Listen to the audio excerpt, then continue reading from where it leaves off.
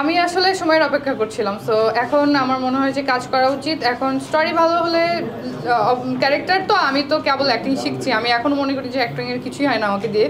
So I am trying, let's see কি হয়। যেহেতু আপনাদের হয় না, অনেকদিন যাবত কাজ করছেন, অ্যাক্টিং স্কিল বাড়ানোর জন্য কিছু কি করেন বা কাউকে ফলো করেন? অ্যাক্টিং স্কিল বাড়ানোর জন্য আসলে সবার আমার মনে হয় যে স্টাডি করে তারপরে আসা দরকার। বাট আমাদের তো দেখা গেল যে অ্যাক্টিং শেখার আগে, সব কিছু শেখার আগেই মিডিয়াতে ঢুকে যাওয়া আমার অনেক দিন হয়েও গেছে অলরেডি।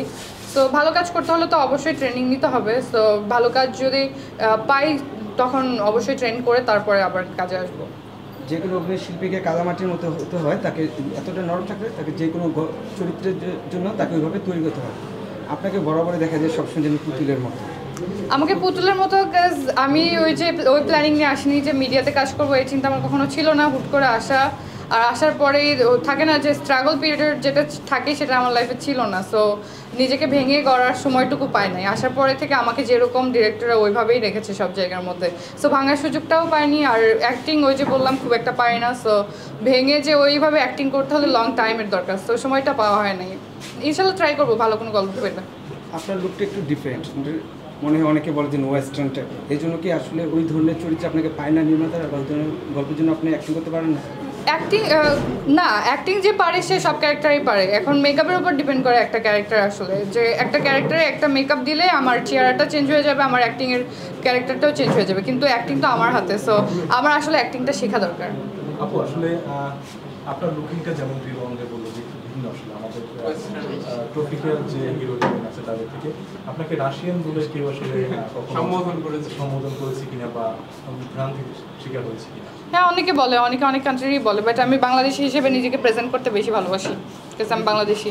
মানে কখনো এরকম সম্মুখীন হয়েছেন কিনা, করে কেউ আপনাকে রাশিয়ান বলছে বা রাশিয়ান বলে প্রেজেন্ট করেছে? না, আমার ক্যারিয়ারের শুরুতে হচ্ছে একটা টিভিসির সময় আমাকে বিদেশি বলে প্রেজেন্ট করা হয়েছিল, বাট আই ওয়াজ বাংলাদেশি। তারপর একটা ড্রামাও করেছি নোয়াখালীতে, ফরেন বউ, এখানেও ফরেনার হিসেবে প্রেজেন্ট করেছে। মানুষ দেখলাম যে পছন্দও করেছে, অনেকে ভেবেছে আসলে আমি ফরেনার, আমি বাংলা জানি না। রোমান্টিক আমরা দেখি, কমেডি ক্যারেক্টার করতে আপনার আমার সব ক্যারেক্টারই ঠিকঠাক লাগে, আমার কাছে ক্যারেক্টার নিয়ে কোনো ঝামেলা নেই। If story is good then fine. আপনি যেমন বলছিলেন যে ওয়েব সিরিজ নিয়ে কথা হচ্ছে, ওয়েব সিরিজও কাজ করতে হচ্ছে, ওটিটি প্ল্যাটফর্ম এবং ওয়েব সিরিজ কিন্তু এখন আমাদের আসলে সেক্ষেত্রে কোন ধরনের গল্প দেখা যেতে পারে, বা কোন ধরনের গল্পগুলো আপনি বেশি চয়েস করেন? আমি দেখার সময় দেখি বেশিরভাগ হচ্ছে থ্রিলার স্টোরিগুলো, যেগুলোতে থ্রিলিং থাকে, তারপর অনেক ধরনের যে মার্ডার কেসগুলো থাকে, এগুলো দেখা হয় বেশিরভাগ। সো আমি কি ক্যারেক্টার করবো এটা তো ডিরেক্টর ডিসাইড করবে। তারপরে নিজের একটা চয়েস আছে যে এই ধরনের গল্পগুলো আসলে আমি এক কথায় বলে দিই। আমার লাইফের একটাই ড্রিম ছিল যে আমি একটা প্রিন্সেস ক্যারেক্টারে শ্যুট করবো। সো সেটা আমার স্যান্ডেলিনা স্যান্ডেল সোপে হয়ে গেছে অলরেডি। সো আর কোনো ড্রিম নাই।